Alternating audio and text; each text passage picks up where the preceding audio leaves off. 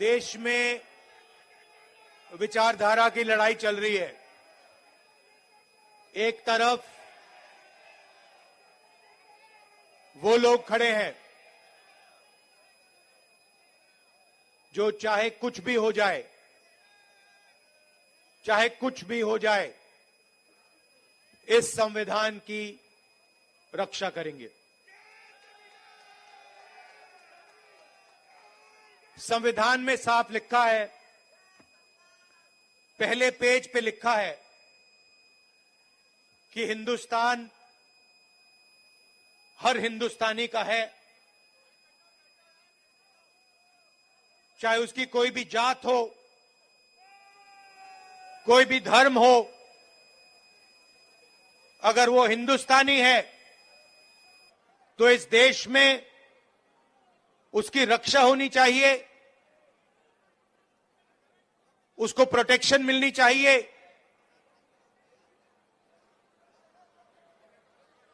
Constitution कहता है। और आजकल बीजेपी के लोग, आरएसएस के लोग इस संविधान को खत्म करने में लगे हुए हैं। नफरत फैलाते हैं, एक भाई को दूसरे भाई से लड़ाते हैं,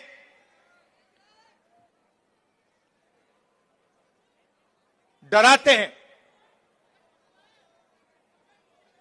कन्याकुमारी से लेकर कश्मीर तक 4000 किलोमीटर हम इस संविधान को बचाने के लिए चले थे। हमने कहा था कि बीजेपी की विचारधारा के खिलाफ हम लड़ेंगे और 4000 किलोमीटर कन्याकुमारी से लेकर हम कश्मीर चले हैं। और हमने नारा दिया, देश की जनता ने नारा दिया, नफरत के बाजार में मोहब्बत की दुकान खोलनी है।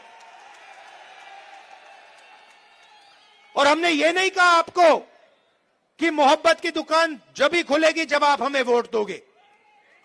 हमने आपसे कहा चाहे कुछ भी होगा, ये विचारधारा की लड़ाई है, आरएसएस बीजेपी के खिलाफ हम हैं, आज हैं, पहले थे और पूरी जिंदगी रहेंगे। और 4000 किलोमीटर हम चले और देश का माहौल हमने बदल दिया। एक नए तरीके की राजनीति हम लाए और एक तरफ हिंसा और नफरत और दूसरी तरफ मोहब्बत की दुकान। ये सच्चाई है। और जब मैं जाति जनगणना की बात करता हूं, नरेंद्र मोदी जी के मुंह से एक शब्द नहीं निकलता और केजरीवाल जी के मुंह से एक शब्द नहीं निकलता है।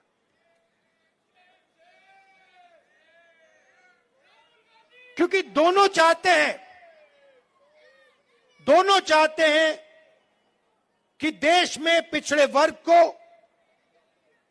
दलित को, आदिवासियों को, माइनॉरिटीज को भागीदारी ना मिले।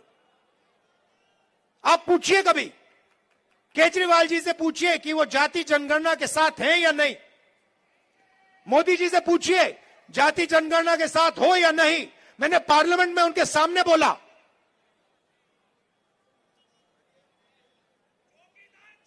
नरेंद्र मोदी जी बैठे थे, मैंने उनसे साफ कहा, नरेंद्र मोदी जी आप करो ना करो, बच्चा भी जानता है, मीडिया वाले नहीं जानते, 6 साल का बच्चा जानता है। मैंने उनसे कहा कि आप करो ना करो मैं नहीं जानता, मगर जिस दिन कांग्रेस पार्टी की सरकार आएगी, रिजर्वेशन को 50% से ज्यादा कर देंगे और जाति जनगणना लोकसभा में, राज्यसभा में हम पास करके दिखाएंगे।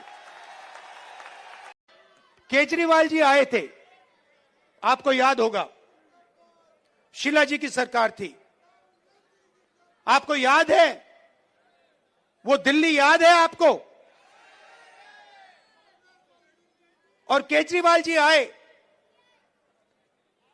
और केजरीवाल जी ने बहुत बड़ा प्रचार किया, दिल्ली को मैं साफ कर दूंगा, भ्रष्टाचार मिटा दूंगा, पेरिस बना दूंगा। अब देखिए हुआ क्या। आप देखिए बाहर चला नहीं जा सकता है, ऐसा पोल्यूशन है, बाहर चला नहीं जा सकता है, आधे लोग बीमार रहते हैं, कैंसर बढ़ रहा है, पोल्यूशन बढ़ता जा रहा है, महंगाई बढ़ती जा रही है। और उन्होंने कहा था कि भ्रष्टाचार को अरविंद केजरीवाल जी मिटाएंगे। अब आप बताइए, दिल्ली में अरविंद केजरीवाल जी ने भ्रष्टाचार मिटाया क्या? मिट गया। तो जैसे प्रचार नरेंद्र मोदी जी करते हैं मीडिया का, झूठे वायदे, एक के बाद एक झूठे वायदे, वैसे ही स्ट्रेटेजी केजरीवाल जी की है। कोई फर्क नहीं है।